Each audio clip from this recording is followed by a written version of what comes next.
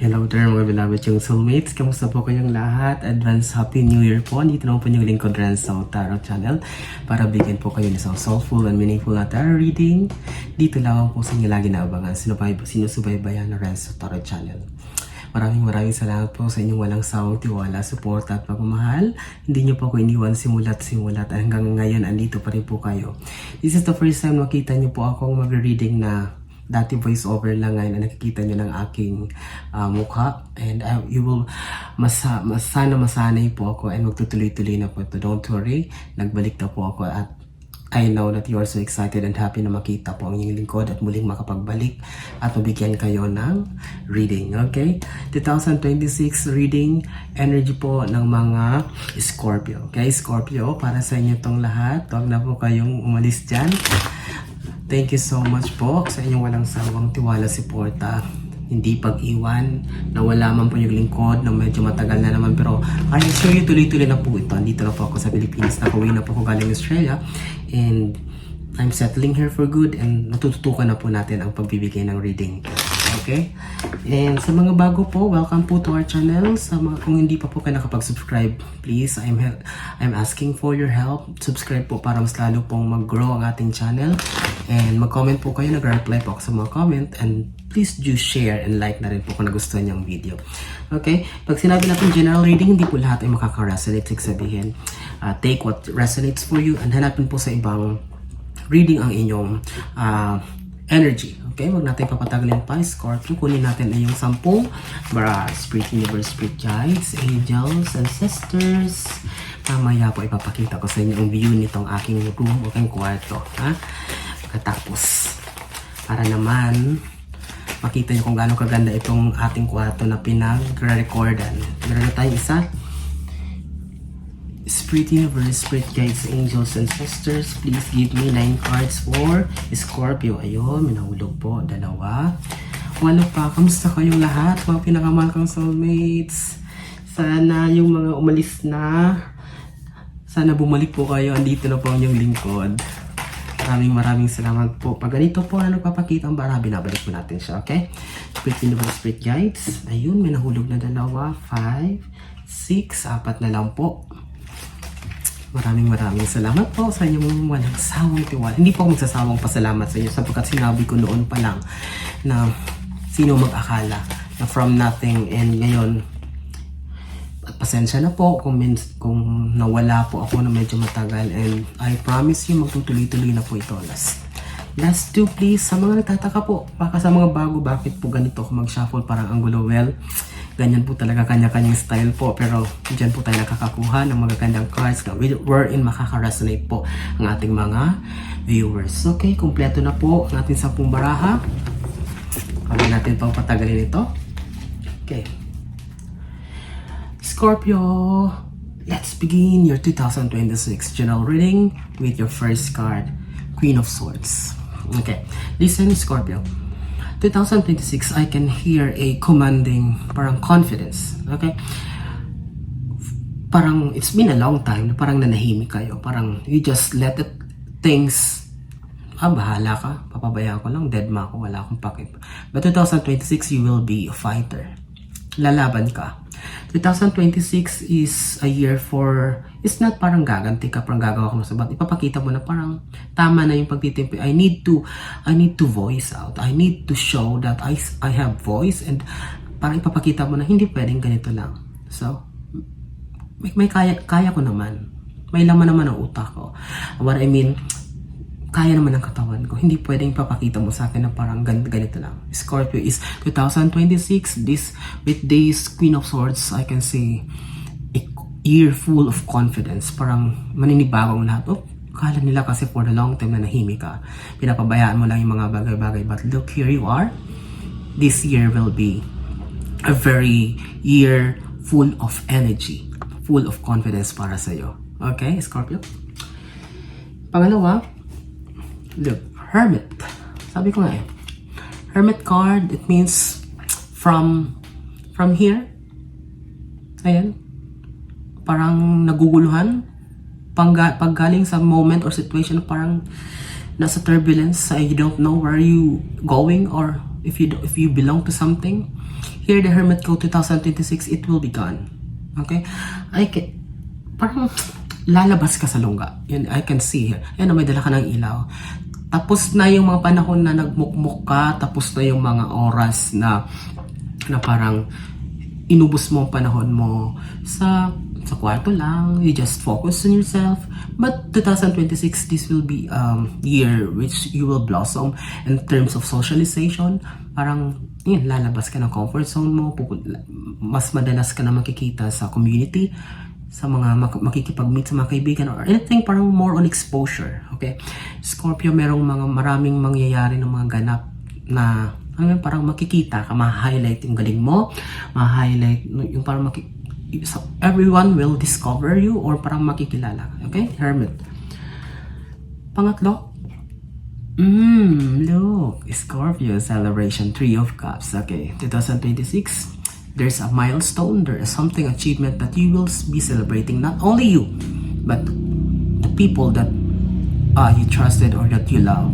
Tingnan mo, family, true friends, or everything, and you will be celebrating a milestone or achievement or something that you will be receiving that you truly deserve, Scorpio, because you've worked hard.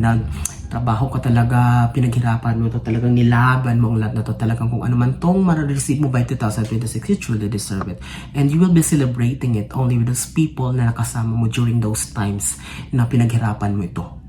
Okay? Because for the long time, na-realize mo nga that kaya nga naging hermit ka for na parang nagmukmuka. It's because you have discovered a lot of people is not loyal or parang full of betrayal ang naranasan mo. That's why 2026 with this celebration card, you will only be celebrating this milestone to the people that truly values you or pinapalaghan mo rin.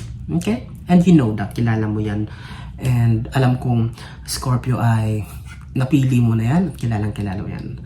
Fourth card is the Hierophant 2026.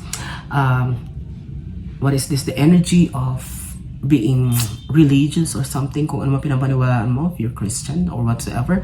It seems na parang babalik, magiging religious ka na muli, parang you will be going back to the moment or parang a period of parang palasimba na naman, padasalin, although you're religious, but you know, sometimes because you've been busy for a long time, medyo nakaligtaan. But 2026, babalik yung fire, it will ignite your passion or your love in terms of religion. Parang nakikita ko nga dito, parang may involved ka pa sa mga activities sa church, o parang basta may mga gagawin ka, mga bagay na it rotates or talagang nakaikot lang to in terms of the religion or kung church, kung ano man itong ginagawa mo, pinagkakabisin mo na may kinalaman sa faith or something that you believe in. Okay, Hierophants. Okay, at magiging active rin ang iyong intuition. You need to follow it. Baka magulat ka mamaya, sunod-sunod yung mga panaginip mo na something weird or baka feel mo bakit nangyayari, parang yung kutob ko ay malakas, which is, this is very normal for you, Scorpio, by 2026 with this Hierophant card. Okay? Panglima, oh, this is 5 of Pentacles. Yes, although this is money, but look, Scorpio, this is not warning, but this is a reminder for you. Okay, to only, if you have money, kung may naipon ka, or if you are planning to invest in something, you need to invest this money or to the things or sa mga bagay na parang at least merong assurance. Kasi look, it is freezing. Ayan, yung pera mo naka-froze. It means that parang, oh yes, maybe it's too good to be true. Parang feeling mo ang ganda nito, magbubunga to, but in reality, hindi, madidisappoint ka lang. That's why you need to be cautious, maging maingat at pag-aralan ng mga desisyon na gagawin, Scorpio, in terms of may kinalaman sa pera. Baka may pinaplano kang tayong negosyo or whatsoever, makipagsosyo. But look at this, 5 of Pentacles. It is frozen or talagang malamig. Alam mo, pag malamig, mabagal ang lahat. That's why, hindi naman part ng negosyo yan. But you know, as much as we wanted na maging okay ang lahat. But this is also a reminder for you to take it seriously na pag-aralan ang mga bagay-bagay bago pasukin. Okay? First row, tapos na tayo. Second row, 6 card mo. Ooh, wow! You have the Magician card, Scorpio, I told you. Magician is a very beautiful card. Ito yung cover ng box ng deck ng tarot card natin. Turning something into gold. So, pag Magician, look at the yellow is the color of joy, happiness. It's more than happiness. That's why sabi ko nga, more on highlight. Maha-highlight ka, ma-discover ka, more on exposure. This Magician card will, parang mamamagnet mo yung crowd. Scorpio, parang the attention will be at you. You will be the center of attention. And you will parang, parang kang may gayuma, parang may hypnotizement. So you're like a magician. And not only with that thing, all of the aspects, finances, emotions, everything. Magician will turn. This card is just telling that Scorpio, you will be radiating next year. 2026 will be a very good year for you. With this color, yellow, joy, everything is on the table. The cup, the wands, the pentacles is there. So, sabihin, ano pang hinahanapin mo? You just need to trust the intuition. You just need to trust the universe na talagang hindi lahat madali, but you need to work in it, but you believe everything. 26 will be a very fruitful, napakagandang taon para sa'yo, Scorpio. Look, Two of Wands. Lahat ng akala mong mga bagay na imposible ay posible palang mangyari. You will realize na napakalawak pala ng mundo. It's been a long time na na-stuck ka or naging stagnant ka sa isang sitwasyon na akala mo dyan na forever, ayan na talaga. But later on, you have realized. And here, this Two of Wands will also continue by 2026 for you to realize na, okay, may ganito pa pala, may plot twist pa pala ang buhay ko. Scorpio, listen. This is telling you, okay? You just need to lay out your options. You just need to open for possibilities. Kasi ganyan talaga ang buhay. It doesn't mean na akala mo dyan ka na habang buhay yan na lang. You just need to go to the flow. And the universe will not do that for you if there's no reason behind. Okay? Lahat ng bagay na nangyari ay may dahilan. Pangwalo, Scorpio. Look, 8 of Swords. Okay, 8 of Swords. By 2026 is not telling because ito isa lang naman tayo. And it's part ng buhay ang, sometimes merong mga pagdadaan ng mga problema. Iisipin mo, parang 2026 daw, merong mga bagay, may mga pagkakataon na at least darating sa buhay mo na it will cause you, parang sleepless, parang some things, parang mag-overwhelm ka, but you will overcome this because of the Magician card. Okay, but at least you have been warned or you have been guided that 2026 there will be a thing na parating sa buhay mo, but you will overcome this. Part ng buhay natin yan. But pakita nito yung what is this, pagiging vulnerable mo, Scorpio, in terms of mga bagay-bagay na kapag dumadating may konting bagay, mabilis ka maapektuhan. Here you are. Okay? Next. Oh, wow. Lumabas yung Hierophant, lumabas yung High Priestess. What does it mean? Scorpio, by 2026, sabi ko nga sa iyo, you need to carry on. You need to go. You need to push yourself to the limit. Why? You are guided by your ancestors. You are guided by the angels, ancestors, spirit guides. Ayan o, dalawa. Talagang, alam mo yan, parang pag may mga taong gumagawa o nag-isip sa'yo ng hindi maganda, biglang hindi nagsasucceed. By 2026, mas marami ka pa ma-experience na ganan. Na akala mo, parang siguro, hindi ipinapahilin tulot because of these things. Na-guided ka pala ng ancestors and mga spirit guides mo. Scorpio. Yan. You are protected. You are being protected. May mga protector ka na hindi mo lang nakikita, hindi mo lang alam. You're so lucky, Scorpio. Then, 10 the last cards. 10 of Pentacles. Look, nagkalat ang kabrahan. Sabi ko, by 2026, Scorpio, everything will fall into place for you. Ikaw naman ang bida. Look, lalong-lalo na sa pera. Look at this thing. Okay? Maybe this 2025, last year, medyo struggle in terms of finances. Scorpio, I can feel that. 2026, panghawakan mo. This is a very good reading for you.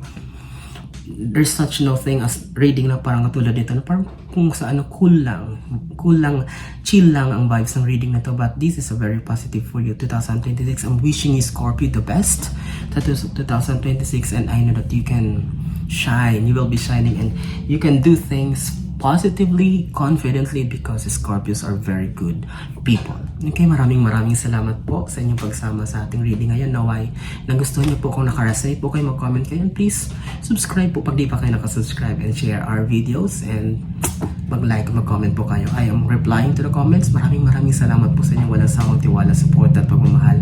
Hanggang sa susunod po natin pagsasama dito sa inyong Renzo Tarot Channel for a soulful and meaningful tarot reading. Maraming salamat po. Advance Happy New Year. Mag-iingat po kayo lagi. God bless us all.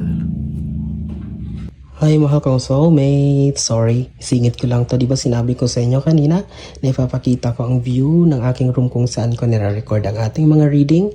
Tingnan nyo naman. Look. Ayan. Pag wala po yung mga ulap ay nagpapakita po si Mayon Volcano. Ayan. O, diba? Para akong nasa Siargao or nasa Hawaii. Okay, thank you.